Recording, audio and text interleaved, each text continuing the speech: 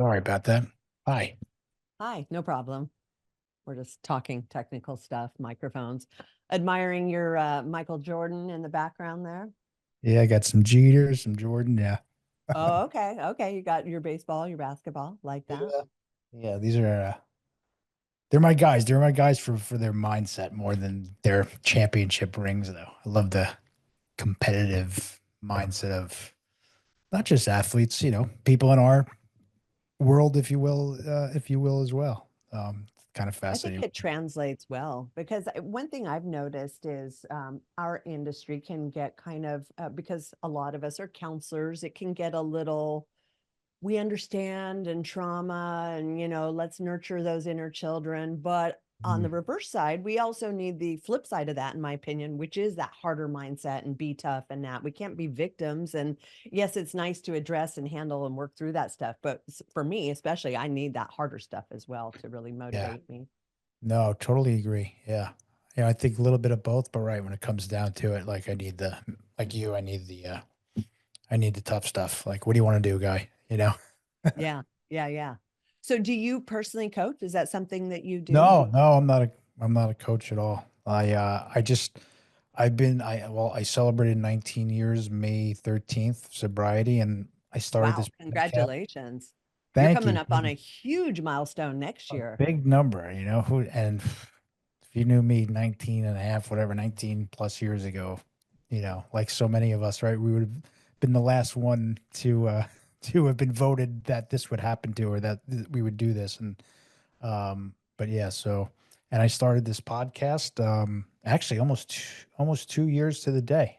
Oh, we're getting right there in July. I think it was like July 2 years ago was the my first episode. I don't know any idea where the word podcast came from, how I really don't. But like once I got here, it was quickly bigger than me, really, like right away. And then like as you know, I get to meet so many incredible people and so many incredible comeback stories. So now I'm just having fun with it. And I think I may have DM'd you, but I just launched, this is separately. I launched a lifestyle apparel brand called Recover, Mhm. RCVR. Yeah. And yeah, that's How's I've that? I bet that was fun to create that. again, like I always had an entrepreneurial spirit, and but like I never thought it would be, here, right? And I actually didn't even know, like, never even heard the term recover out loud until I started this podcast. And then I found this term, and then I found this amazing community. I'm like, yeah, like I so believe in this. I think, I got sober in AA, and I think, nothing. I love AA. I'm still very active in AA, but I think that it's evolved there, to the point where, I was sitting there, I'm like, I think more than the 20 people in this church basement can probably benefit to hear these comeback stories. And that's kind of how it was born. That's how you started your podcast, So was I was started the podcast, and yeah. I just launched the apparel lifestyle brand like 2 months ago, not even 2 months ago, and so that's evolving. I'm learning there too, and kind of like the podcast. Like I didn't know what I was doing, and I probably, if you watch me, Angie, you probably say maybe I still don't know what I'm doing, but I just said, episode 10 will be better than episode 1, and I'll do better on episode 20. And this is what I'm doing with the e-commerce brand as well. I like to learn, right? Like all these gifts that we've been given in sobriety. Like I didn't, I laugh. I'm going to be 51 next week, and I think I have more ambitions and goals than I ever had. And I owe that all to my sobriety. Wow. Well, happy early birthday. I feel like 50 is like the new 70, or no, 30. I 30. said Yeah, that no, in you got that opposite. wrong. Was that a Freudian slip? Yeah. Edit that one. I mean, sometimes it feels 70, but It but feels more that way, often right? for me it's 30. I'm so with you. Good. I'm going to take that with you. I remember you said that 30 for sure. I agree. Totally Yeah. agree. Yeah. Well, and I think about like the perception when I was younger and I looked at 50-year-olds, I'm like, damn, dude, that's old. But now I look at 50-year-olds, and of course, because I'm here, I'm like, that's not that old. That's not a No, I big, know. that's not Yeah. like your old age at this point. For me, it's sort of possibly middle age, but we could be here for a long time. My Yeah. grandparents, my grandma's still alive. She's 97. So for me, 50 is like Ooh, halfway to where you I'm got the probably going to end genes. up. Yeah, Yeah. that's good. Good for you. Yeah. Yeah. Yeah. It's funny. I was just telling myself, just yesterday, I was out, walking do whatever rucking. And I was like, you know what, my 50s, this is going to be the best decade. This is going to be where, we're going to have a great decade. I got two young ones. My daughter's 12. My son's going to be 11 in a couple months. And, I guess I got a little started there a little late, but, I guess it keeps us younger as well. I'm a kid at heart too, when it comes down to it. Sure. I mean, I'm sure there is a pro and con to that because you were also probably a little more equipped mentally, emotionally, Mm. financially to handle children later than earlier, where maybe you have your youth, but there's so much, you're still a kid yourself trying to figure stuff out. Oh yeah. And especially, in our recover world, right? Like I say this a lot too. I came in, well, I went to rehab in 2002. My sobriety date's 2006. And, I say all the time, like when I even '06, like when I came in, I was an adult in stature, but I was a scared, and I didn't know it until I started doing the work on myself. But I didn't, I was a scared child, inside. Again, I didn't know that. And if you knew me then too, I don't think you would have said, "Oh, that guy's scared of much," because that's kind of, I think, doing the work on myself, I kind of, negated it by acting out and doing crazy things and get myself in bad positions and in trouble and all that stuff.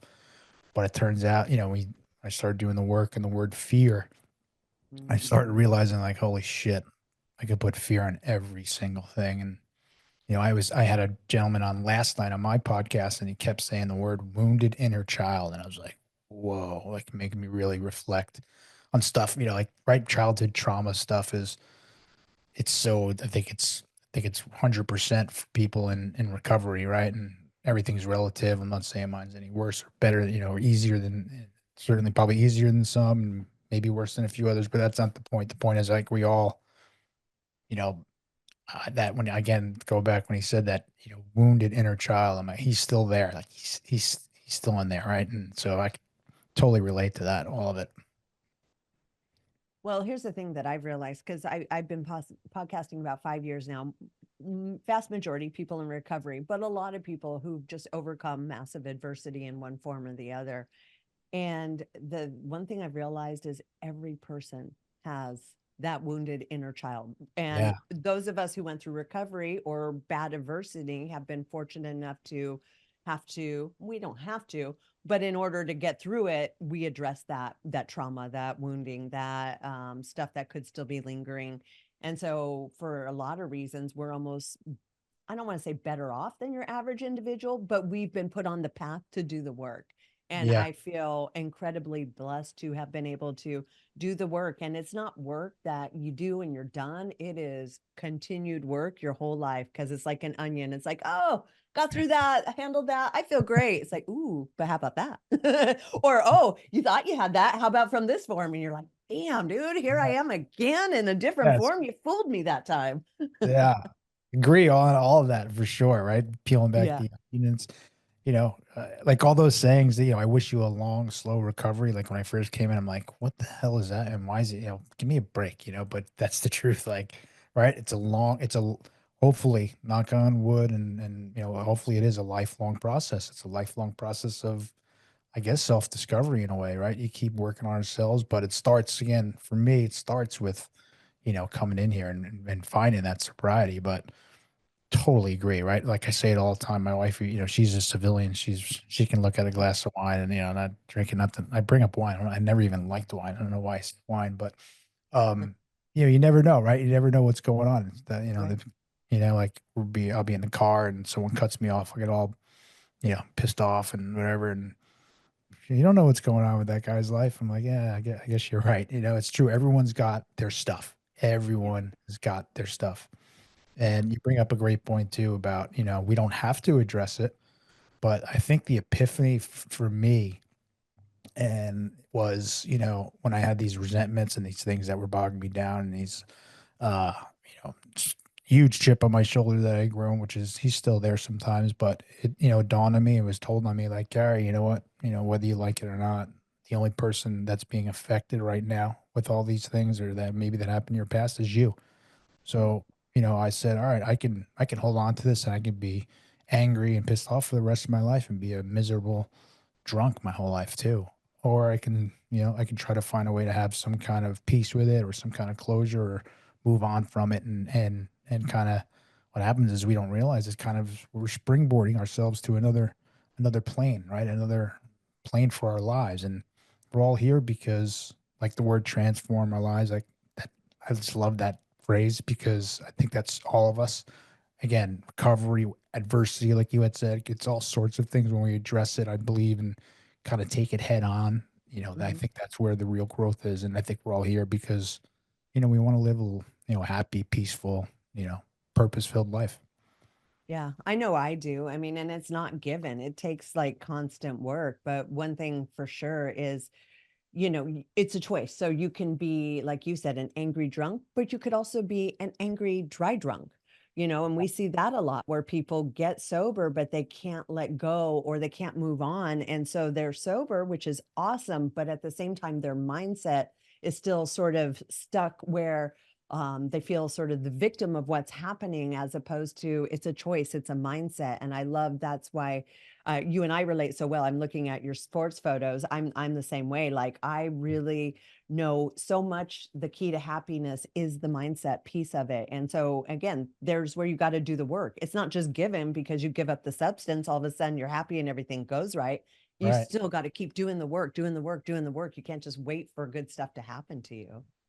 Totally agree. Yeah, and I think it's in the work where, right, it's like the more you put in, the more you get out of it. And Yeah. sometimes I could be lazy. And sometimes you don't want to quote unquote do the work. Sometimes you don't want to get up, right, and go do the CrossFit, right, Angie, or work out and Yeah. or go for Or the the walk. rucking or Or the, the yeah. rucking, right? But what happens, I don't know, maybe 100%, maybe 99% of the time you go and you get to the gym or you go for the walk or you work on yourself and you say, wow, or you go to the meeting, whatever it may be, you say, wow, I'm happy, I'm happy I did that. I'm happy I came here, or maybe it's calling someone, right? Maybe like, I don't want to make this phone call, like, but he told me to call when I'm in a bad spot. So here goes, and almost 100%, I think 100, 99.9% of the time you feel better, right? So then like you try to do those mind tricks on my brain, right? Like how do I not have the fight at the beginning, right? I want to get up at 5 a.m. because my whole day is just so much better. And sometimes I don't, right? But I do get up at 5. I'm like, oh, I'm so happy I did. I got so much done. I feel great. Now my day's ready. Why do I have to have that quick fight in the morning? Why do I have to have that fight to go to the gym, right? And just know that the outcome is I'm probably going to be pretty happy about it. I heard an interesting thing on that and it just resonated with me so much because I'm the same way, cold plunge. It's the last thing I want to do. Yeah. Sometimes getting up, rucking, calling people, all the things you mentioned. But uh, David Goggins was on Andrew Huberman, and Huberman asked him, like, hey, so when you're up at 4 in the morning and you're jogging through the neighborhoods and you're stealing the souls, that's his thing. He's like, Right. do you love it?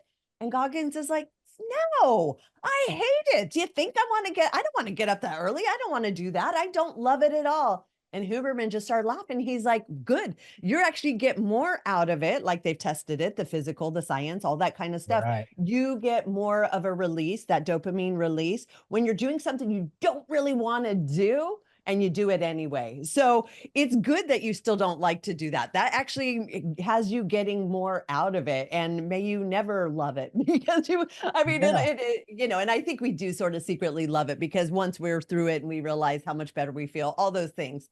Yes. But going into it, as long as you hate it, you're going to be better off. That's, coming from those two guys, that's like such a relief to hear. Like, okay, right. But Yeah. Yeah. You're it right on starts track. doing, yeah. But I also know, and I'm no like neuroscientist, but I know like our brains are wired, right?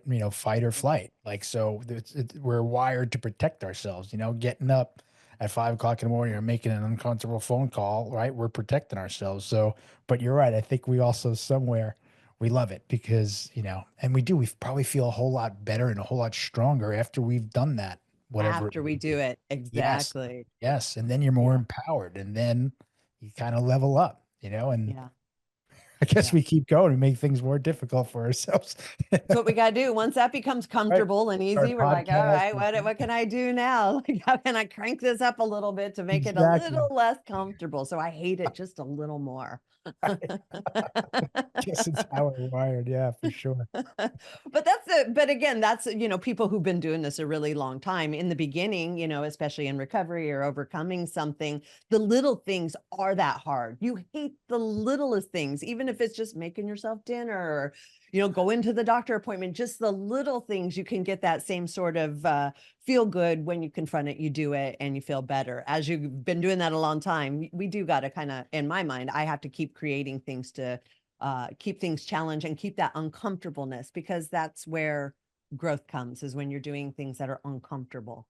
Yeah, get comfortable in the uncomfortable, right? That's one of the sayings which I love. I do. And yeah, that's such a good point you bring up too, but you just made me reflect on those little things. I just read a book. It's called The Slight Edge.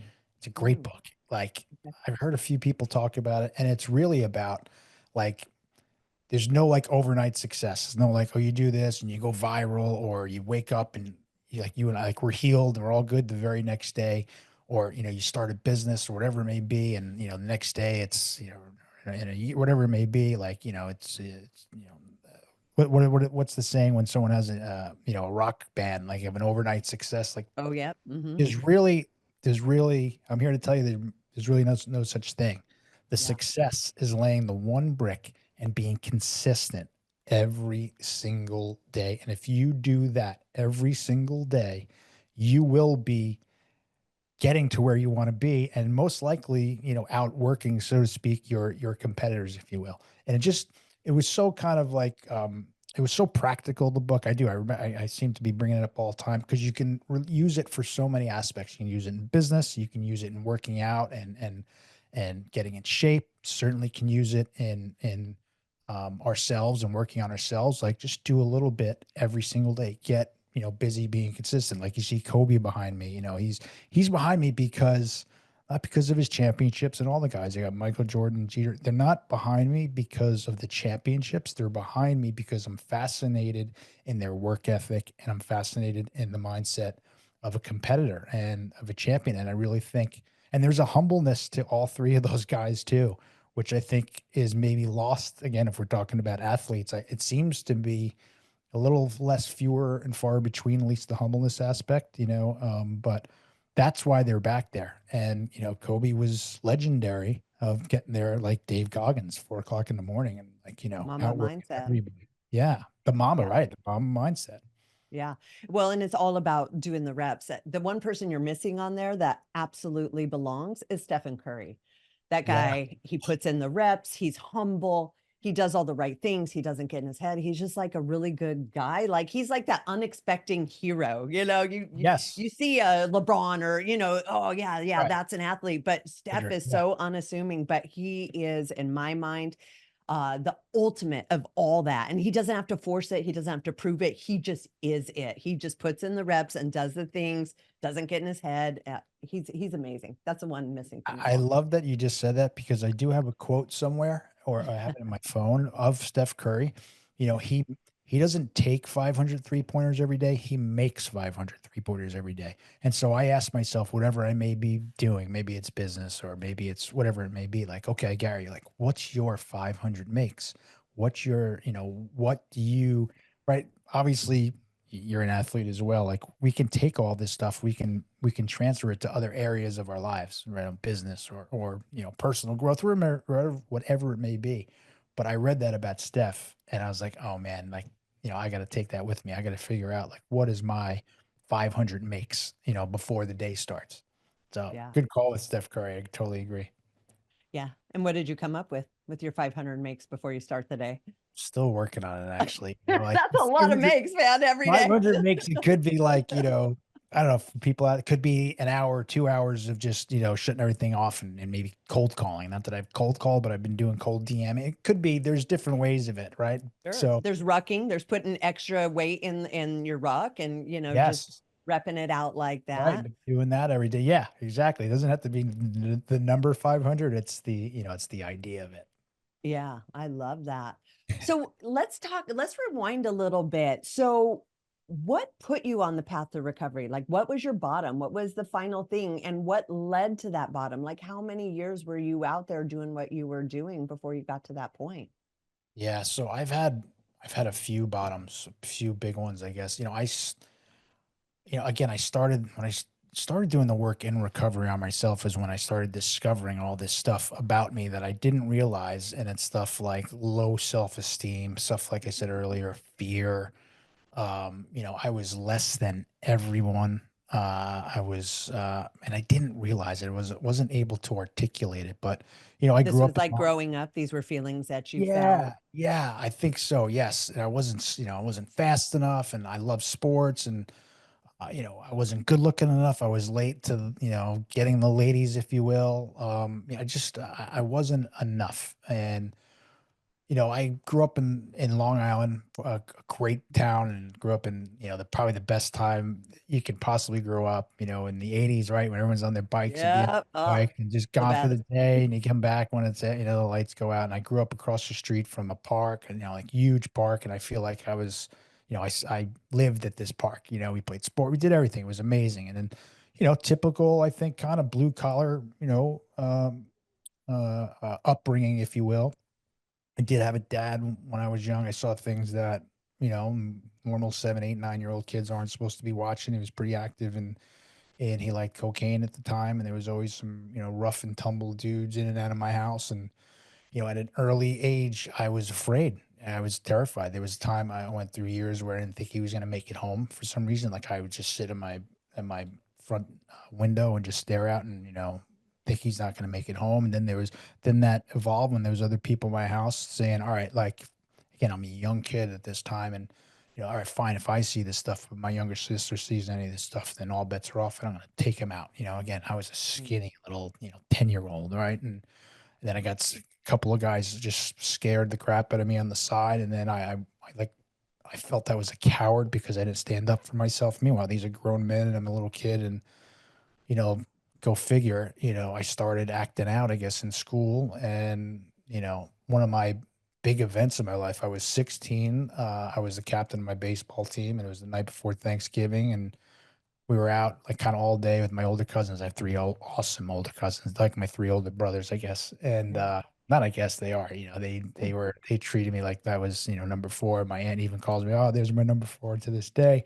We were out all day, and like, "Oh, it's a big night. You got to go to get into the Finn McCool's in Port Washington." And I just had in my head, like, I gotta get there, and I did. I snuck in. I was 16, 11th grade, and the fight breaks out at, a couple hours later, 2 o'clock in the morning, spills in the street. And I wake up Thanksgiving morning with a first degree assault of a police officer. Guess they went to arrest my cousin, and I went and boom. And, I bring that up because I went from this Mhm. kind of like normalish, starting to act out 16 year, pretty normal, to be honest with you. Yes, we all have, like we said, everyone's got stuff behind the closed doors that we're Yeah. dealing with, right? Especially in my neighborhood, all of us, I had all my friends were, they had broken families, or, my parents, they love me for sure. Just there was stuff that I can didn't wouldn't want my kids to see, that's for sure.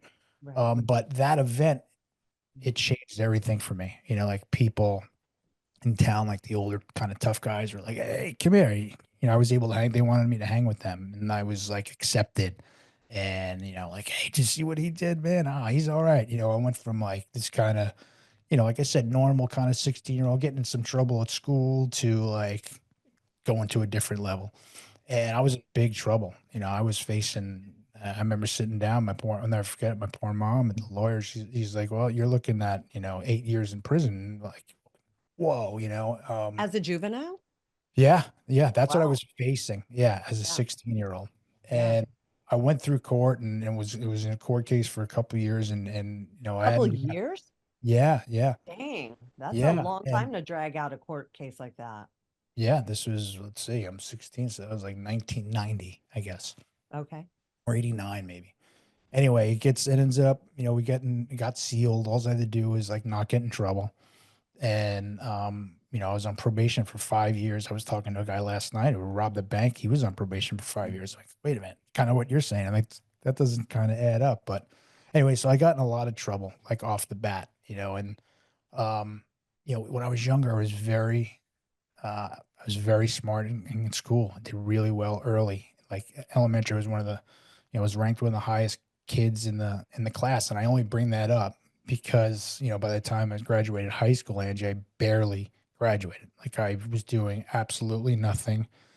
I had Your zero. story and mine are so similar. Same. I was like testing out at like 11th grade reading, writing, and math in second grade. And by the time I graduated, it was a 1.67. I don't even know how I graduated with that GPA. And it Yeah. wasn't lack of like brains, it was like barely showing up. It was just, Me it was, too. No, yeah. yeah, exactly. Oh, we would have been pals for sure. The Yeah, same way. No, totally. Our because we stories would have are been in so the same similar. class early as kids, right? Then when we got into high school, we were doing the same stuff. And yeah, like I had to like, there was one science teacher. He's like, if you don't do this, like, you're not gonna graduate. I'm like, holy cow. How did I go from that place to like, barely, having to fight to hope this guy, passes me, and he did, but again, I don't know. I went from a really high ranking to like bottom, 10th of the whole grade. And anyway, so again, I guess to keep on academics, I didn't even apply for one college. Not one, never once filled out a college application. And I went to Nassau Community College the first year, and I went to spring break in Key West, Florida, that February, I guess, whatever it was. And I was like, this is where I want to go. And I moved there. Me and my buddy moved to Key West Yeah. when I was 18 or 19. And, you know, as a young man, all my friends are in college and starting to work on degrees. I'm like, I'm going to be a bartender in Key West, and then I'm going to be a bartender in Montauk. And this is going to be my life because I loved to party. I loved it. And Like, you love the movie Top Gun. I mean, not Top Gun Cocktail. yes, Tom Cruise cocktail. made being You called a me out. bartender look You super cool you back then. totally got me on that one. I was like, oh, so that's it. I was, Yeah. Yeah. that's real. I'm gonna land a super rich chick. I'm just gonna be out here having a great time. Like, Boom, what's I'm gonna better? travel. I'm gonna go to the beach. Yeah, no, that was where I wanted to be for sure. Yeah. And Yeah. and so that's what I did. I spent the year in Key West and Montauk. Like I said, I'm from Long Island, so I went to Montauk my whole life. In fact, we're going in a couple of weeks on vacation. We still do. Like it's a great place, although it's amazing that I'm there now and as a sober man with a family versus all the, trouble and stuff I used to, Is it a get. big party place? I don't know anything about Montauk. It's off. Where are you located? I'm in Northern California. I'm like on the opposite coast, so Right, I don't know right, much okay. about your coast. Well, it was better when I was younger. It was like a laid back surfing town, party town, but it was like, shorts, flip flops, and just go, let your hair down and go have a blast. Now it's like all Hamptonsy and like, Oh, mhm. tables. I don't know. It's just not my style anyway. But um, where was it? So anyway, that's where I was. I went to junior college for a semester. I went to another junior college to play baseball a couple years later, and again, same thing. All I did was play baseball. That was a pretty good time because that's all I did was play baseball, and got failed out of that one because I stopped going to class. But as I was bartending, I guess I'm telling my own story when I tell some more um rock bottoms. But I was bartending, and a guy came in. He's like, "What do you?" I was good bartender. I loved it. I had fun. I'm personable, I guess, and guy's like, "What are you doing back here, man? Like, come work for me." And he was a Wall Street guy, and Mm, he's like, "Come to my firm, come see me tomorrow." And I was like, "Oh, maybe that's like, because I knew I didn't go to college. My friends are all graduating college now. I'm like, maybe I can do something there." And, long story short, I go meet him. I go to this place. It's like a no joke. It's like a total Wolf of Wall Street firm. And again, I didn't know this at the time, and like these guys are, everyone is sitting down at a desk of people and they're all like using fake names on the phone. It was really messed up. But what happened was I sat there and I got licensed. I got my Series mm. 7. And I was like, you know what, I'm gonna do something with this license at least. At least I can do something there. At least I was aware enough like can't work here. Like these people are probably crooks, and they were. I think they locked the place up after I quit a couple of months Oh later. shit. Yeah, like no, Were they doing cocaine on the desk and out in front of everybody? no, I didn't see that, but I was in meetings, no joke, where they were talking about ecstasy, and they're like to the kid next. There was like two juniors, and they went to the kid next to me. They're like, "You have to eat this now because we want to make sure that it's good." And the kid was like, "Cool, let's do it." I'm like, "Oh man!" The whole time like I didn't like these guys. In Yeah. Yeah. fact, they knew like I wasn't on board, I think, because I Mm. had this little conversation to like, they brought me in like, listen, if you pass your test, and you leave here, like, we're going to come to your house, with baseball bats. And I was like, Oh "Well, my you got my God. address. Like, you got my address. Like, so, like, let's go." Like, Wow. yeah, I was a young kid and wasn't afraid of anything at the time. Cocky, full of testosterone, Yeah, so yeah, it's yeah, let's do this right now, right? yeah. Let's just get it over with. Yeah. But anyway, so I started dating this amazing girl, and her older brother, worked at a real Wall Street firm, and he got my foot in the door in a real firm. It was Solomon Smith Barney at the time, and I started there February of 2001. Mm, And I barely, everyone was afraid I was going to pass, I was going to fail the drug test. This is my first real job. Like, I have this license now, I have a real job. It's total, starter level. I'm working in middle office. I do pass the drug test, but I'm sitting, I can start there in February, and it's on Greenwich Street, and I'm out there. It's downtown Manhattan, and I'm outside smoking a cigarette in September 11th of '01, and the planes hit, and boom. And uh, so I bring that up always, I guess, in my story, because, like, mm, I was the first. I really didn't care after that. Like, it really took me to a dark place, and you know, all of us. Again, I don't want to say, like, because I was closer or what doesn't. That's, I mean, all of us. But I just, our world that was, changed, no our doubt. world Yeah. changed. It still Yeah. is to this day because of that event. But so that happened in September, and long story short, in April, I go AWOL from this job, and I go out Thursday with a bunch of guys. Again, these are all, like, at least in my head, like, successful, wealthy, everything's easy for them, and I'm still like paycheck to paycheck. I'm not enough. I don't have enough money. I have a real chip on my shoulder versus everyone. Mm, All these guys, they're all better than me. And anyway, so, like, they go out, they take me out on Thursday, I go out, I leave them, I don't show up Friday, go out on a whole bender Saturday, Sunday. I don't show up Monday, Tuesday, I get a phone call, like, if you don't show up, we're gonna have problems. Wednesday, I get a FedEx, I get, like, served. I had to sign for it open, and it's like, Gary, if you're alive, you need to contact us, otherwise your position is, terminated. So I kind of thought quick on my feet, Angie. I had it in my head that, they can't fire me just yet if I have a problem with drinking. And so I called mm, up. I said, I have a problem with drinking. I need to go get help. And that was real. And so that same girlfriend came over, and she helped me find a place, upstate New York. It was called St. Christopher's, and they called it the Miracle on the Mountain, and that was April of 2002. And I can remember as clear as day, sitting in that first circle, that first, couple. I was there for a couple hours, and I had to go to a group. It came to me, and I had to raise my hand. I had to say, I'm Gary, and I'm an alcoholic. And I thought, look at what you did to yourself now. Look at where you are now, bud. Like, your world's over, And so, I sat there for 30 days. I did all the work, started doing some work on myself, but, I wasn't ready. I came back. All I had to do, Angie, was go to a meeting. That when I got back, and I didn't go to a meeting, it wasn't long after that I was out and back, and, out, off to the races again. And I was in mm, and out for 4 years, so those are some of, like, the bottom events for me, though. When I found sobriety for the first time, I was in and out. When I say in and out, I was AA for me. And, I knew, and so did everyone who knew me, everyone close to me or not even close to me. Like, I had to stop drinking at some point, but I was never going back to those people. I'll have mm, to stop, but I'm not going back to them. And, I don't have a super low here. All I was doing is sitting in my apartment on May 12th, 2006, in West Village, a great studio apartment. I love being alone. I was such an isolator at this point. I was professional. Like, we would all go out, and I would just Irish exit because I love to be by myself.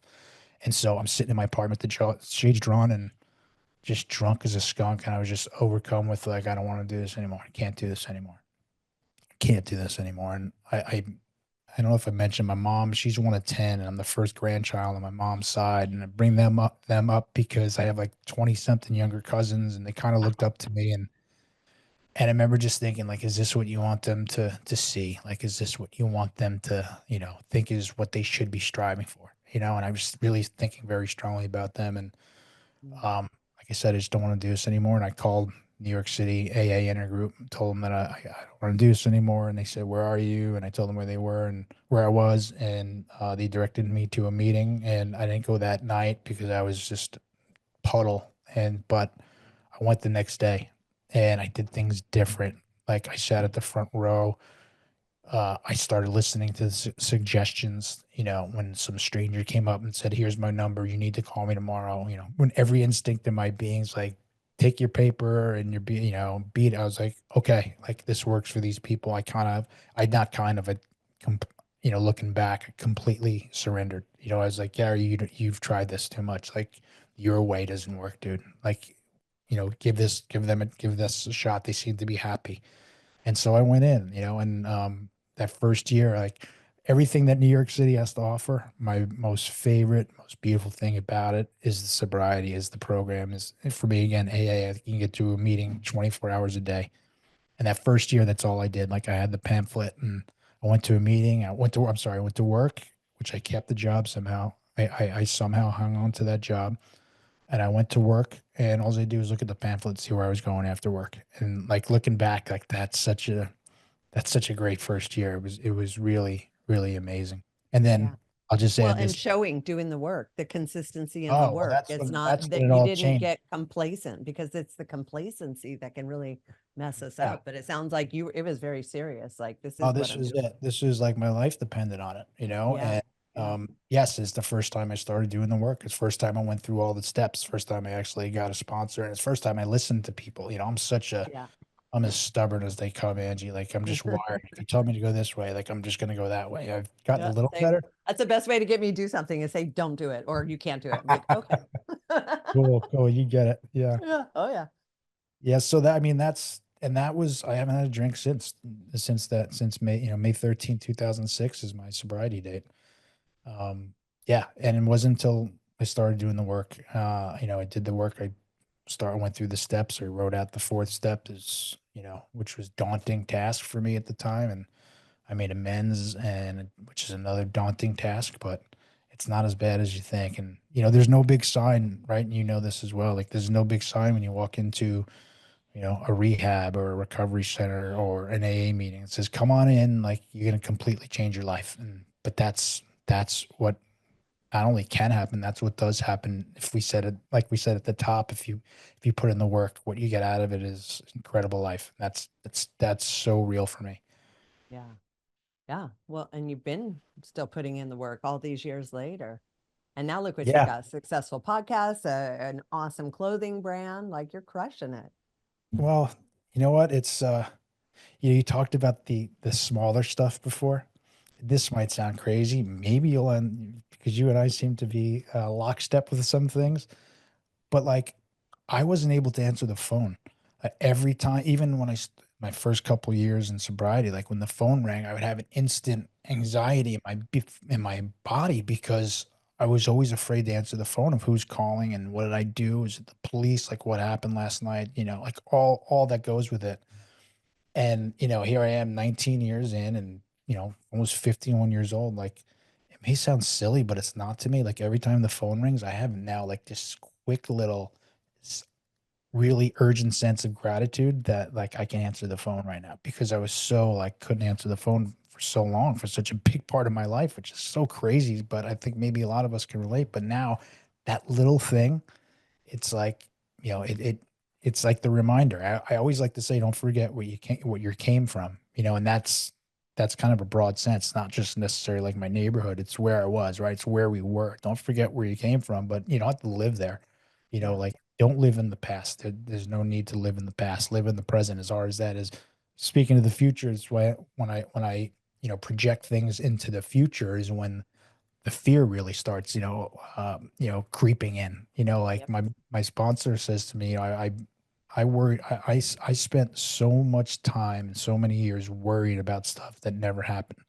So it's just like, take a break. It really is kind of like the book. It's a collection really of all the small stuff.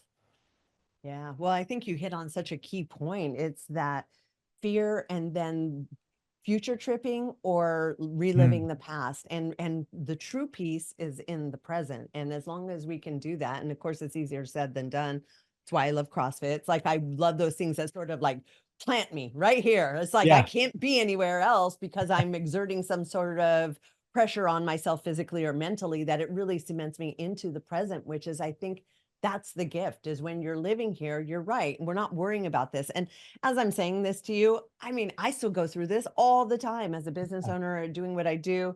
Like, I'm constantly thinking, I have to think ahead. I have to worry about this. I have to think about Yes. this. But with that comes like but what about this? And what about that? And then oh, well, you're not being responsible if you're not thinking about all these things. And I have to remind myself that we lead from here. It's from our heart. Like this Yeah. is the place that all these decisions, all these things, there's an amount of surrender. Yes, we have to think and plan. We got to be responsible. But really, for myself, if I can remind myself to come back to my heart space and in the present, that's truly where the peace is and where I make my best decisions and all the other things that go with it.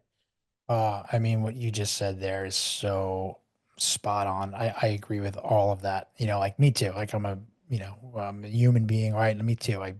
Right. We go crazy. We tell ourselves, scary stories and we go, oh, I got to do this. If I'm not doing this, I'm not doing enough and this and that. But when you take a breather, right, and you go lead with your heart, and Yeah. you turn it over, that's why I always say, like, what, just as long as I can pass the mirror test or pass my hard test, like it's all going to be okay. But same as you, like doesn't mean I don't go down certain rabbit holes. I'm able to reel it back a little quicker these days. Yeah. Yeah. Well, and that's the key. And hopefully surrounding yourself with people who are like, come on, let's get back to our heart and the feeling. And I'm like, oh yeah, okay, Yes. I'm fine. Everything's fine. We're fine. Nothing's gonna Right. do that. But I Yeah. think that doesn't. That's something where it's almost like again where we talked about the consistency. Like you have to earn that trust with yourself to know and see, okay, remember I put that aside. I trusted in God and myself and I surrendered and look, everything worked out. But you need like examples of that over and over sort of to earn that confidence in yourself that it's okay to do that. Otherwise, you get stuck in your head trying to do the right thing, but you're leading from your head, not your heart. Absolutely. I totally agree with that. It was dawned on me too. I think I just said, people we sometimes we're wired to tell ourselves like the scary story, and Yeah. some of us, myself included, like I am totally been a victim of this, especially in the past of just, having this muscle memory of I'm not good enough. I don't know what you're doing. Who do you think you are? All this just negative self-talk. And I heard this too, Angie, is, nobody talks as bad to myself as I do. Yep. And then so it's like, why don't you tell yourself a good story?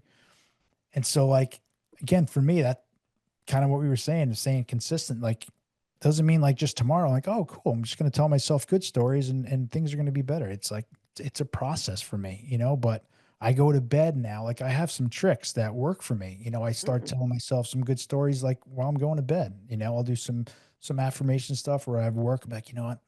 I can't wait to go to work tomorrow. And it sets me up in such a better state when I wake up versus, dreading everything. Cause I am a big believer. Like if you go to bed in a bad place or dreading the next day, like it's going to be exasperated that next day as well. Like I think there's, there's, there's ways to change our mindset, like, but to really at a subconscious level, like it takes work. It's kind of like working out, right? Like I think our minds need to be exercised in a positive way. And for so many of us, without even realizing it subconsciously, perhaps for our entire lives, we have been doing that just on the opposite. We've been telling ourselves how bad we are, or we're not good enough, or who do you think we are, or imposter syndrome on steroids nonstop. And a lot of us are stuck there. I have friends that have been, sober a long time, but they have such a problem with, at the root cause, they feel like they're such a piece of shit, excuse my language. Like, and I get that because, I was there. But, I'm a big believer in a higher power. My higher power doesn't want me to believe that in myself. My higher power doesn't think that of me. So, you know, let's start telling myself those good stories, and now it's like a practice for me. Absolutely. Well, that's one of the things we teach in the program is to identify those negative self-talk. And I myself, it's insidious. You don't know because it's in your head and you don't have somebody checking you. And for me, it literally took somebody saying, "What did you just say about yourself?" Like, would you say that about like your best friend? I'm like, oh God, no. Would you say that about your enemy? I'm like, actually, no, that was really mean. Why is it okay for you to say that about yourself? And I'm like, damn, dude, I Yeah, have been saying that to myself. And then you go down the rabbit hole of like, what other things am I saying to myself? But you yeah. kind of need to like get that spark of awareness because it's such a part of us. And then it's the whole, like you said, now awareness is great, but then it's the rewiring of those neural pathways to create the Mm. new type of thinking. And there's where the consistency and all that stuff has to come in to literally shift how you've always operated into something else, which is not an easy or quick feat at all. No, it's not. I totally agree. And for me, it dawned on me, I had another kind of awakening, if you will, that, at the deep level, which I just didn't think I was good enough and I wasn't deserving of it. So I could Yeah. start like working it, but I really didn't believe I wasn't, deserving of this stuff, and so you have to really feel it. And Mhm. I had someone on too, and she mentioned, I think you and I had mentioned something about inner child earlier. Mhm. Um, and she keeps a picture of herself like close by of her, like, 5 or 6 year old self. And when she's in a bad place, she looks at that picture and she says, "You're doing great, kid." And so I took that and Angie, I use that so much, even though I don't have the picture of myself, but I have it in my mind. Mhm. So when I'm talking bad to myself, whatever it may be, I just look at my younger self and say, you know what, dude, you're doing great, man. You are. Because, like you said, we are doing Yeah. great compared to where we were, that's for sure. Well, and sometimes it takes that. It takes the reflection and then seeing over and over in your life where for me, recalling where things were super scary and they were bad. And then I'm like, but then remember this happened. Oh my Mhm. God, this was going to be the worst thing in the world. And then Right. look what happened. And then I start going, wait a minute, like all these things that were so scary, I've literally come out better every fucking time. So why the hell am I so worried about this shit? And this That's is where the it. trust in God or higher power, the surrender, it's very difficult for control freaks like ourselves to Yeah. surrender. Especially for me, it's like giving up my free will. Like I battle for my free will. Don't tell me what to do. Right. Free will is everything. But then to sort of almost have free will, but release my free will, again, it's learned. It's not just given. You got to learn Yes. how to do that. Yeah, it's our egos too. It's our, Oh, our egos come in, right? Like I yeah. have people help me out with some things, and sometimes they're not going at the speed I want, or they're Yep. not doing it the things way I want it, and we can jump there, Yeah. or I could say, you know what, this is exactly the speed and exactly where it's all supposed to go, and it's hard because that is taking us out of it, right? And so that's the mental attachment to it, I guess, is what I'm getting at, but when we sit back and we know that the effort's there, and everyone's working towards a common goal, if you will, and you know what, this is, I'm exactly where I'm supposed to be. Everything is exactly how my higher power wants it to be. Like I'm supposed to be on this podcast with you right now, rapping with you, which I think's awesome. I appreciate you having me here today. Let me throw that in. So, right, it takes us out of it a little bit. It does. But at the same time, oh, it's so tricky because it's like you got to keep taking action like we talked about. You can't just hope and wish and pray for the best. Like you still got to take action, but not too much action because you can't force or push it because you got to let it unfold naturally, but you can't not do anything. It's like Right. such a trick this life. Like trying to navigate all this and it's amazing when we get these tools, but again, that they're tools, they don't fix anything. You still got to learn how to navigate all these different things for the Yeah. greatest good for yourself. Yeah, it reminds me. I say it a lot. Like, we can turn it over, we can surrender to our higher power, whatever it is, right? But like we're crossing, Northern California highway, we still got to look both ways before we cross the street. Like, like we still have to take the actions ourselves. Like we can't just blindly close our eyes and walk in the middle of a freeway, right? Because that, who knows? We all know what's going to happen, right? But so we Yeah. turn it over to an extent, but then our higher power gives us some tools also, like look both ways before you cross the street. Yeah. Yeah. I have one woman I was working with. She's like, Angie, just picture you're walking on water and don't look down. I'm like, oh my God, I don't know if I could do that. Like, I gotta look down. Where am I at? She's like, you just gotta trust. And that's it's a good visual, not something I'm gonna do physically, but it is an Right. amazing visual to visualize achieving those types of things as we head towards our goals or navigate our things. Yes. Like that. I like that. Yeah. And so what do you do in your, normal life or your regular life? Like what are regular tools that you use? We talked about when you go to bed, Mhm. um, is that visualization where you're running Yeah. like positive scenarios through your brain, or what Yeah. does that look like for I've you? gotten into that a lot, Mhm. visualization a lot. Well, it started too. I could back up a little bit. 19 years ago was it was suggested to put my shoes underneath my bed when I went to bed, and I said, okay, why? Because when you get out of bed, the first thing you got to do is get on your knees, grab your shoes. So get on your knees and say a prayer, ask God or your Mm. higher power, whoever that may be for you, and just say, please give me the gift of sobriety today. And I did that 19 plus years ago. And again, it sounds kind of crazy even saying it now, but at the end of the day, when holy cow, did that work? I think that worked because I didn't drink today. And so at the end of the day, say if you didn't drink, say thank you at the end of the day for your sobriety. And that's how my prayers began. And so Mm. I start my day in prayer every single morning with that prayer, that exact prayer. Again, it's been evolved and there's a lot more to it. They're rooted, my prayers are rooted in gratitude.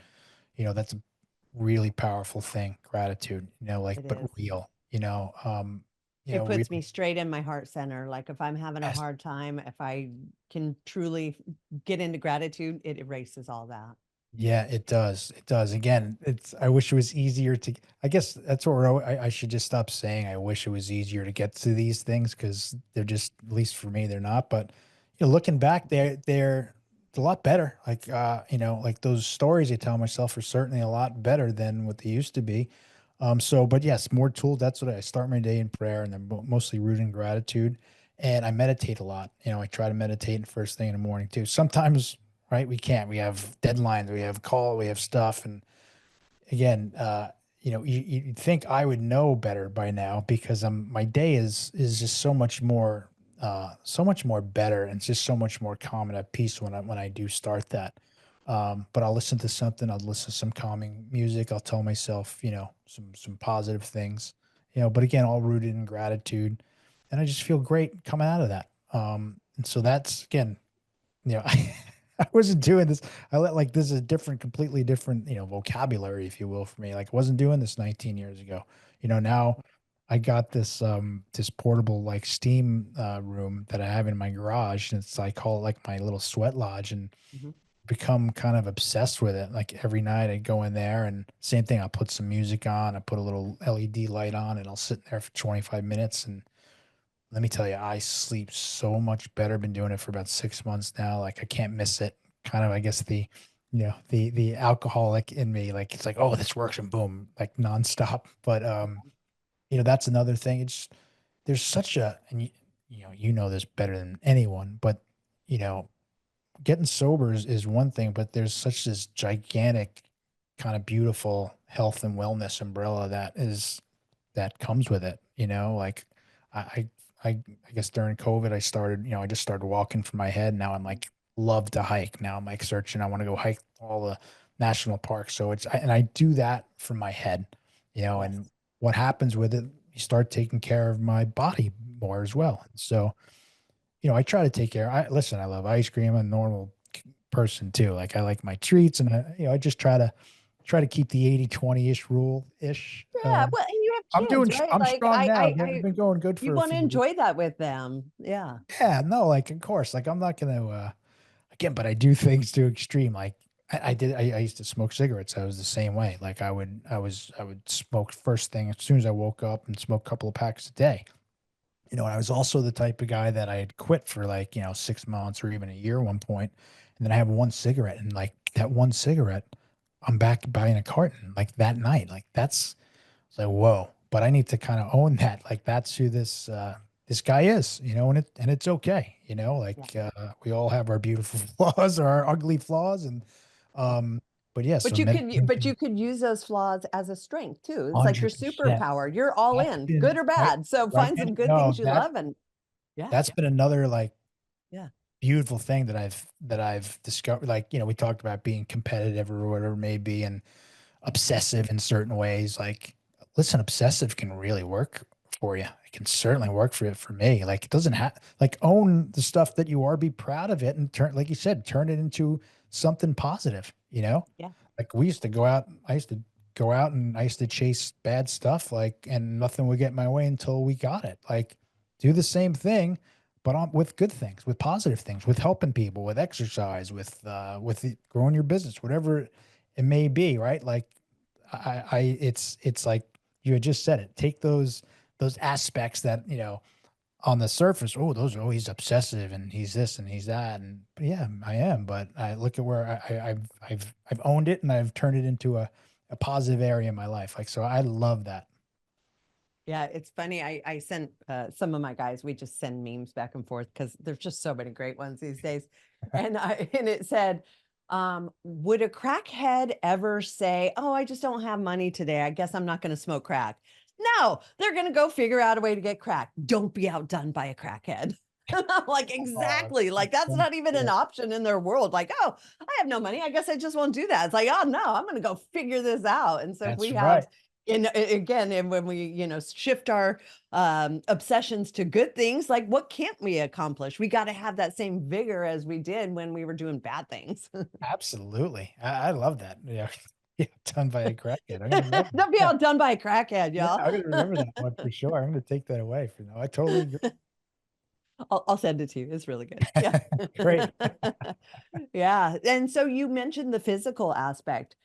Is that something that you sort of, I know for myself with CrossFit, I got into about 13 years ago, but prior to that, I really struggled with fitness, healthy eating, all the things. It was not natural for me. It wasn't natural for me growing up. I mean, we didn't, probably the food was a lot better for us, but there was just not a lot of awareness of health, nutrition, Yeah. exercise. It just wasn't a thing like it is now. So I had to learn a lot of that in my last, so many years. Oh yeah. Has it been Oh like that for you? Well, especially yes. because of the cigarettes. Yeah. Well, same exact. You're right, and yes, we have an education now in health and wellness and food and everything we're putting in our bodies now. You're right. That was never at the forefront at all. I had a health scare. Let's see, what year are we? I guess maybe just going on 6 years ago. Um, I was walking to the train in the morning. We were in New York at the time, and I'm walking to the train in the morning. And I had this awful thought. It was heartburn. I'm like, what is that? I'm awful heartburn. Like, and it's like a 2 mile walk, and it wasn't going away. I'm like, and it was weird because I was at my niece's communion the day before, and we were talking about my uncle who suffered a massive heart attack, and they were saying he had this, that day he's like awful heartburn. I'm like, you're such an idiot. Just because of this conversation, with your uncle yesterday, you think it's something worse. Like, you're fine. And long story short, I was like, you know what? I can work from home. Let me go home. Let me turn around. And I started walking back home, and like this walk home was brutal. And it's so funny, like certain things we lived, my house at the time was this very steep staircase, Mm. on the street to get up there, or I can go around in the back. Something told me to go that way and to not go up the stairs. And so I came in, and this is like 5:30 in the morning, and I thought I had to throw up. I thought I was throwing up. I'm like, oh, good. I'm gonna just get sick, and I'm gonna feel whole much better as soon as I throw up. But it wasn't going better. And I called my wife. I'm like, something's wrong. I don't know what it is. And then she's oh, by the way, my wife is that awesome girlfriend, that same girlfriend with the, Oh, yeah, I she's been love with hearing me. that. That's Yes, yes. amazing. Yeah, I love saying that too, actually. Yeah. So she's an acupuncturist, and she's Mm, very medically inclined, if you will. And so okay. she came down. Yeah, thank God she came down. And all of a sudden, I'm like, why is my jaw hurting? What's going on? And so, without me even knowing, she had kids were like, I don't know, 3 and 4, 2 and 3. She had him in the back seat, and she rushed me to the hospital. And I was having a widowmaker heart attack. And so, I don't know what that is, but the term widowmaker implies that's not good. yeah, it's not a good one. Yeah, it's That's not good. That's like, yeah. Yeah, in fact, when you again after the fact, when you Google like the statistics of a widowmaker, they're scary, and I'm glad I didn't know any of this. I didn't know these terms. I didn't know what it meant. It's basically is my main artery was at 100% blockage, Mm. and a piece of plaque fell off on my arteries and blocked the blood going. And I got rushed to the. She rushed me to the hospital. They sprinted me down up into the room, and they they went up my leg and put a couple of stents in, and I was saved. And Wow. so from that point is when even then I was just now I have heart disease on my mom's side, kind of runs rampant. My grandfather, my uncle had mentioned it when he was young, same age. I was 44 when it happened. And I wasn't in bad shape. I wasn't like my family. It's always bad cholesterol and that gets collected. Like, that wasn't me. But I like to overindulge in ice cream and things like that. But that's not why I was there. And so they even asked my wife after a month over, like, what happened to my husband? Like, is it hereditary? Like, and he's like, it could be hereditary, or it was a fluke, or it was both. And I remember he said, you came in here that day, you were a bull the day before. He said, I could have seen you the day before and said you're ready to run a marathon, and now you're not, so that event, talk about fears and then talking about all the stuff that we learned in Yeah. recovery and to transfer it to this now. So I had Especially with young children. I mean, that's just got to what be it like was, the Angie, for hardest part of all that. Yeah. yeah, you're spot on with that because like I had trouble even like looking at pictures of the four of us. I'm like, my kids are gonna grow up without a dad, and like it Yeah. really takes you to a depressive place. It took me to a depressive place, but part of those prayers, thank you for keeping me here, but so that got me to really look at my health and wellness on a different level, because I still talk about rabbit holes, like if I'm walking, I feel a little something in my chest, I freaking bug out quick, and so Yeah. anyway, I didn't mean for that to be such a long-winded story. I had a very scary health scare, and that's Yeah. kind of transferred to to what I do now. I exercise every single day, but I love it. And I'll say this even now, even with the health scare, I do it for my mind because it clears my mind. My best ideas come when I'm walking, when I'm exercising, when I'm sweating, when those endorphins are going. All Yeah. the stuff comes. I take a million notes. I don't embarrassingly large amount of notes on my note page, but some of them are really good stuff. And just like we Yeah. said at the top, like sometimes you don't want to go, but when I'm done, I'm so happy I did. But I do it for my head, and now, yes, I want to take care of I want to be here for a long time. Absolutely. Yeah, when I started walking, I would listen to podcasts, to music, I'm going to be proactive, productive. I'm going to multitask while I'm doing Yeah. this, while I'm walking Yes. my dogs, while other things cuz time is limited. And then I started going, well, what if I don't listen to music? What if I don't listen to an audible? What if I don't? Yeah. And now I'm in nature, and again, it's just another form of meditation where our body's moving, which can kind of like let the brain relax. And then the good stuff can come in where Yes. we're not forcing anything. We're doing something good for ourselves. And I'm with you. That's where I have so many of my great ideas is because I'm doing the right things for myself physically and mentally and spiritually. It just sort of aligns into this Yeah. perfect thing. And I don't hate it. I mean, sometimes I'm like, oh, I don't really want to leave my house. I mean, I'm such a baby. And I drive 2 miles and I'm on the beach. And I'm like, oh, I'm so glad I drove 5 minutes to this beach. So I can Good walk for my you. dogs, Yeah. as I ground, I take off my shoes, I walk in the waves, the dogs are running. I'm like, why would I not want to Yeah. do this? Why It's would I such a fight this? yeah. Right. No, I get it. Yeah. But that's where the good stuff comes in, you open yourself up to that space and allow it to sort of work itself without forcing it and allowing it to come while you're doing good things for yourself. So true. And I remember early on, I had and I know for a lot of us, meditating is difficult to start. It's Yeah. difficult to keep, right? And so I shared this with someone, and I told him about my hiking. He's like, "Dude, when you're out there, he's like, that's you're meditating, just like you said, like just in nature, just thinking, not listening. You and I are so similar in so many ways. Like, Yeah. yo, like, all right, let's do this one thing, but what's three other things we can accomplish while we do it? Like, let's knock Yeah. them all out, but."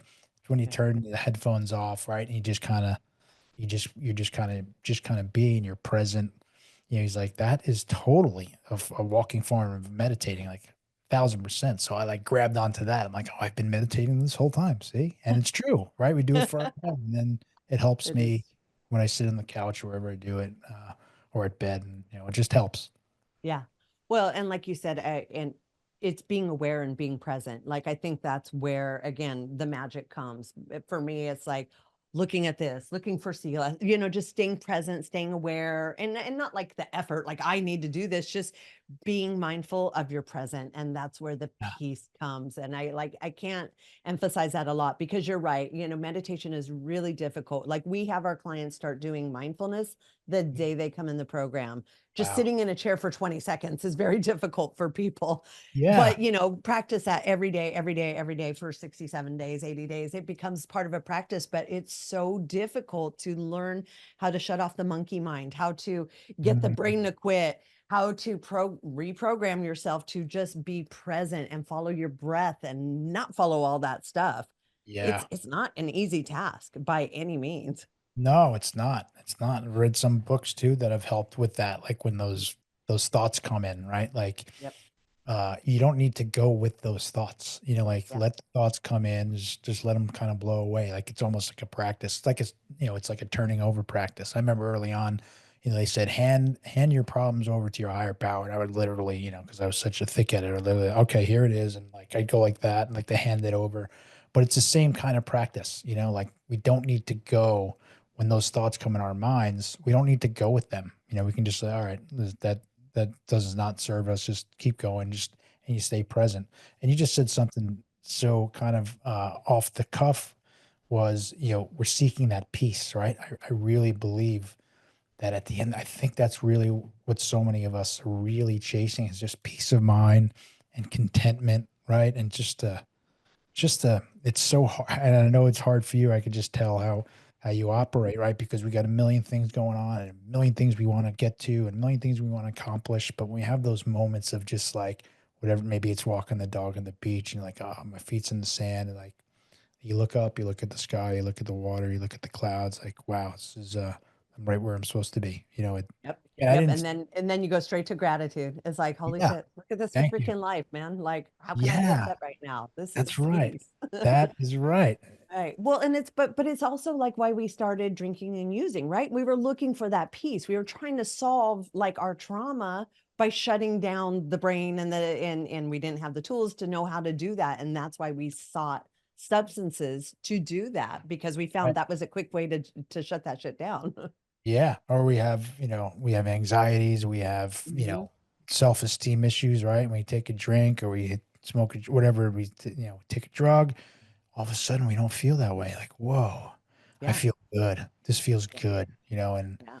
you're someone like me, like you just exasperate that and for as long as you can, and or you keep chasing it, and you wake up and you feel worse, obviously, like which we all know, and because even that's science, right? That's chemically, you keep beating yourself up like that, like you're gonna did all depressive stuff, like you are gonna be down.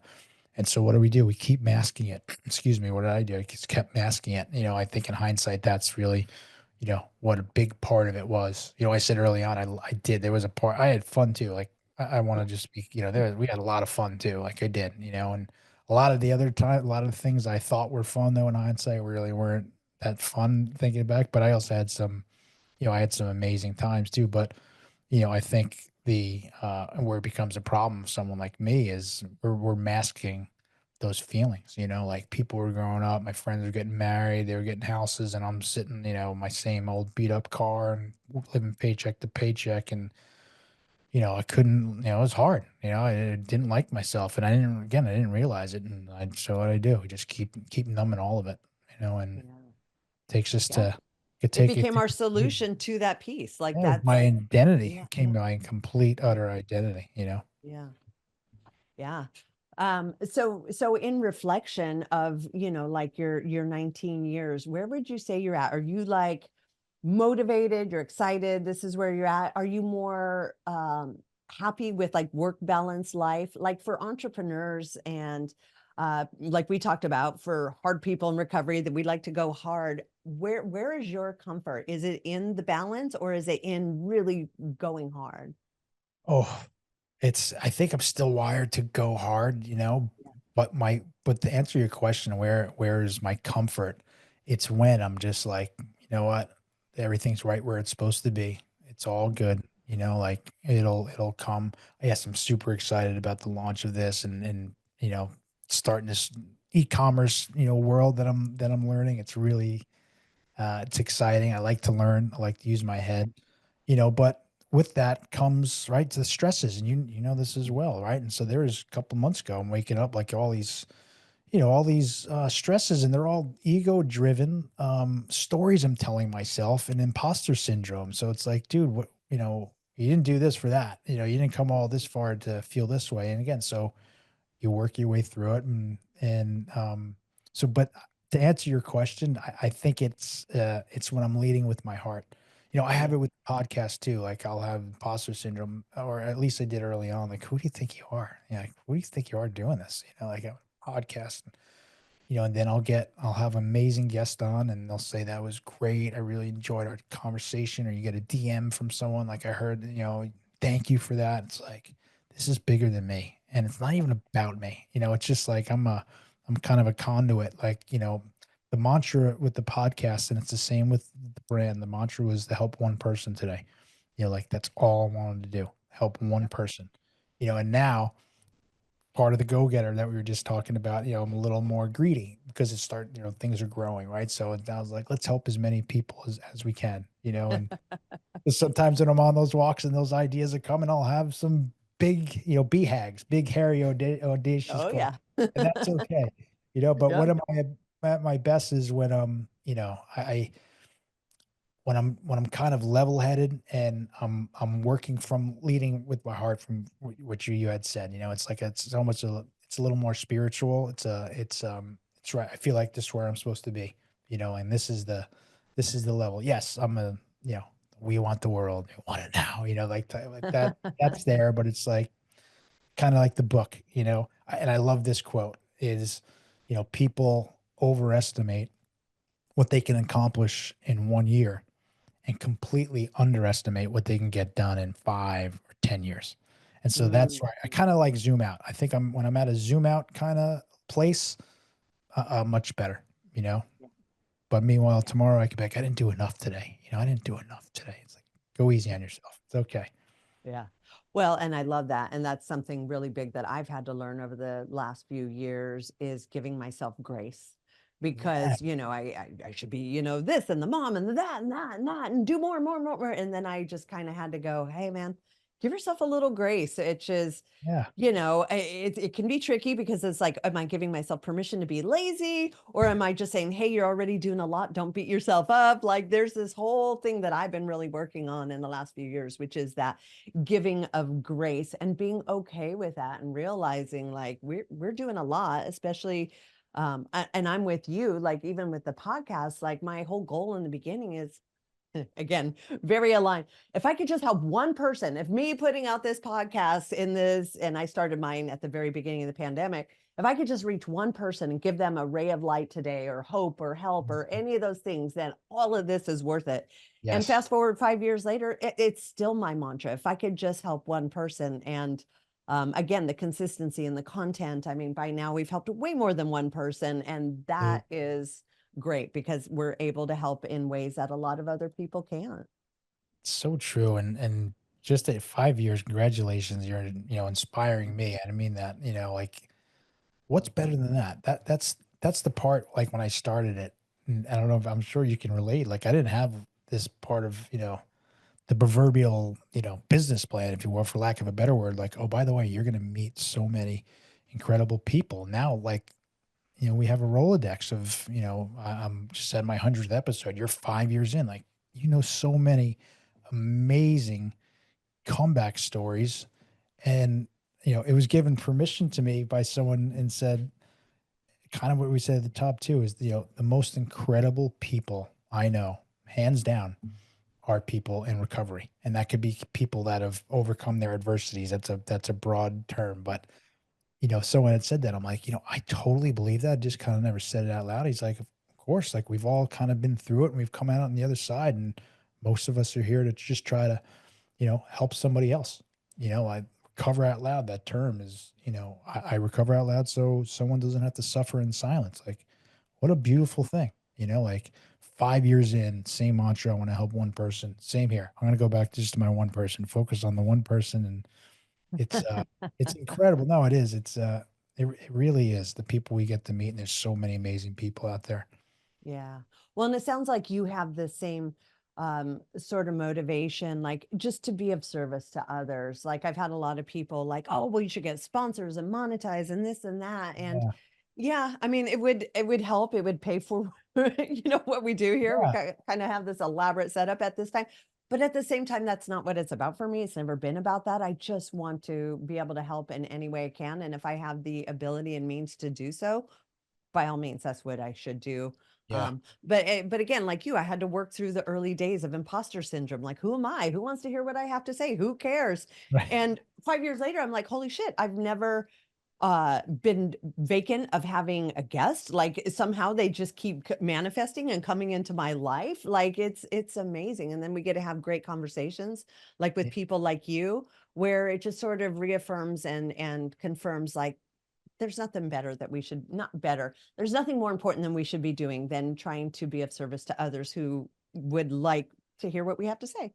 I totally agree. My kids know like what I do. They know that dad doesn't drink. They know that, maybe he tries to help people, and again, that's different. That was different from where I was 19 years ago. 19 years ago, Yeah. I was skeptical. Everyone's out to get me. I don't trust anybody, screw everyone. They're all trying to get me to, completely different, open mind, open heart, right? And it's really it's a purpose. There's to have some purpose. I feel like there's so many, and it doesn't have to be a podcast. It doesn't have to be, it could be Right. something, right? It doesn't have to be a business or anything, but to find a purpose at, again, going on 51, and I'm starting the brand, and I don't mean to keep even talking about it, but I love talking about this stuff. Like I always have. That's why, I wrote out this kind of little, blurb about it and at the Mhm. beginning. And I was like, oh my God, my wife has heard every crazy idea for the past 20 years. What is she gonna I wasn't even on social media, like nothing. Like, what is she gonna say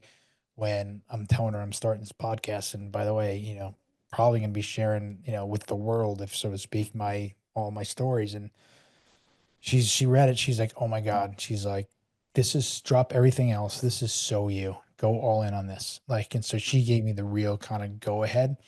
Yeah. And so, like the brand, if like I'm not shy to say, if I can figure a way to kind of marry all of this, of helping people, of maybe raising awareness, like I don't want to lessen stigma, I want to eliminate it. Like if I Mhm. can marry this with, taking care of my family, whether it be with a business or something, like I am all in. Like I'm 51, I'm always looking for like what's the next chapter, right, Angie? And like Yeah. this is it, and I'm gonna, as they say, I'm burning the boats and going all in on it. I'm excited. It's fun. It's scary. It's daunting, but there's purpose behind it, and I've heard the term a purpose-driven brand. I'm like, yes, this is what my brand wants to. That's what I want to do. I want to have leave a little bit, try to make the world just a little bit better place. Kind of like what you do 5 years later, and I'm sure it's been much more than that. Than you've helped people, but it's yeah, so right back at you. I get to have these opportunities to come on your podcast and to, I'm big in this too. Like it's one, I don't like the kind of one and go. Like I like to keep relationships going. So, Yeah. I'm again grateful to be here, not to repeat myself, and to have a conversation with you and get to know you. Yeah. Same. Grateful to have you on here. So and we're right. This is perfect timing. We're right at the end of time. So let me ask you this. So the name of my podcast, and you can see my little chick here, is Going Rogue with Angie Manson, because Yes. obviously I go pretty rogue. 54-year-old girl, and I still got purple hair. And, Love it. I like to do things as unconventional as you can. But for me, that's where my strength is, Yeah. and feeling comfortable and confident with that. In the beginning of our conversation, I know we share similar viewpoints on that. What would you say is your biggest going rogue kind of adaptation to the world where you went against the norm and you're like, yes, I'm so glad I did that? Oh, that's a great question. It's funny because I feel in so many ways, even though I'm having a hard time articulating that, I am so kind of a little different than even like my buddies, so I'm still close with all those guys. And I'm just, Yeah. what's my I think it's probably, again, this is may sound like not positive, but it's what we were talking about earlier. I can get obsessive, Yeah. and but I've turned to own that and kind of nurture it in a way. Like I love that about myself. Like when I go in on something, like I go in. And I Yeah. think so. I think that's one element, and another element, which is, ignorance is bliss sometimes could be a really, really good thing too. Because I can overthink everything and I can try to, read all the books or read all the YouTube videos and try to learn everything. But I've learned for me that I am best when I just go and start. And yes, of course, you want to educate yourself, and there's definitely an element of being somewhat prepared. But I've been stuck so many times, Angie, with like maybe ideas, and it comes right to like the starting point, and it falls off.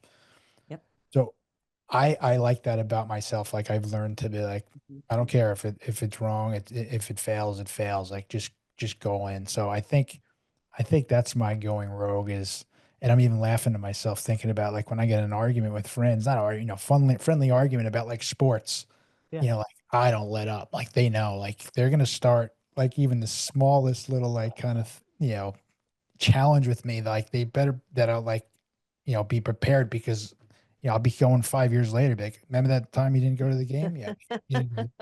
And so yeah, I think that's my Uh, I think that's I hope when we don't hang up that I'm gonna think of something else. But that's something that it's my sort of obsessive, kind of competitive, like chip on my shoulder, but in a positive direction thing. I think that's it's a part that I do love myself. My family makes fun of it all the time, like me all the time. Like, yeah, I love that about myself. Like, oh, oh yeah. look, that's gonna get on something. Like, look out. Like, that's right, look out. It's getting on the t-shirt. You watch this. Yeah, you get it. Once I figure out how to put it on my apparel brand, it's going there. That's exactly right. That's exactly right. So, yeah, that's I think that's what like my I definitely overdo things, and I used to overdo things negatively. I try not to do the negative things. I try not to overdo it, but that's we talked about hiking earlier, just quick. Like I took them on a trip upstate New York a couple of years ago, found out, halfway through the trip that there's only one person that likes to hike, and it's me. And I dragged everybody. We walked into Canada to Niagara Falls. So it's Wow. like, this guy just, it's like Clark W. Griswold, guess is somewhat my hero somewhere. Yeah, I think that's my going rogue is my kind of my obsessive, like what's next, but in a good way. Yeah, I love that. And again, you turned it into your superpower. What was like your weakness of addiction, you turned into your superpower Yeah. in sobriety, which is awesome. Yeah, that was the epiphany. It's, I went so long with being ashamed of some of the stuff, and it just dawned on me. And no joke, it dawned on me on a hike. I was like, you know what? I was like, if I share this story, maybe it helps somebody. I'm like, I'm going to turn this all around. I'm going to turn this all around. I'm going to flip it on it, flip the script, right? We've all flipped the script on Yeah. life, right? And so Yep. we're going to flip the script here too. And there's nothing to hide. There's not, again, I'm not proud of everything I've done in my whole life. Of course, I've made a lot of mistakes. I was shameful about stuff, but I've tried to turn the corner, trying to make them a better, flip them also on their head, and make them better. And by doing that, making myself better and my family's lives better. Absolutely. Well, you're living proof of that, which is so awesome. You're just very genuine. And just to quote one last person, Gary Brecka talks about, what's the top of the scale? Is it love? You would think so, but it's actually genuineness that's above that. And I definitely Wow. get that genuineness from you. And I think that's what resonates with the people you put on your podcast, your family, and whatever. You just own it. We're just genuine, like it or don't. It's okay, but the genuineness really shines through with you. So I really appreciate you coming on the show and sharing that with us. Well, that was a really sweet compliment. And I mean that. I wasn't ready for that. I Oh, appreciate that. If there's one thing I do maybe say is I just try to be just like you said, real and authentic. But thank you so much for saying that. Really, that really just touched my heart. I appreciate that. yeah, absolutely. Awesome. Well, thank you so much for coming on our show. And please, let's tell our listeners where they can find you, your apparel, your podcast, all the things. We'll obviously put it in the show notes as well, but I would love to hear it from you. Sure, sure. Thanks so much for having me on. This has been really great and really I'm can't thank you enough for having me on and really enjoyed the conversation. I'm on Instagram a lot. My podcast is the Begin Again podcast on Instagram. And my new brand is called Recover. It's RCVR Recover. The website there is rcvrbrand.com. We do it same my Instagram handle there is RCVR_brand. So check us out there. We're just getting going there, but please DM me and at the podcast any questions. Or I love speaking to people's audiences, and you know we're all in the same big boat anyway. So I love hearing from people. So yeah, you can find me there, and that's the website, and I'm on Instagram. Awesome. Sounds great. Gary, thank you so much for coming on the show. I hope you have an amazing, what are we on, Wednesday out there in New York? Yes, yes, Yeah, and have fun up in Montauk. Did I get it yes, right?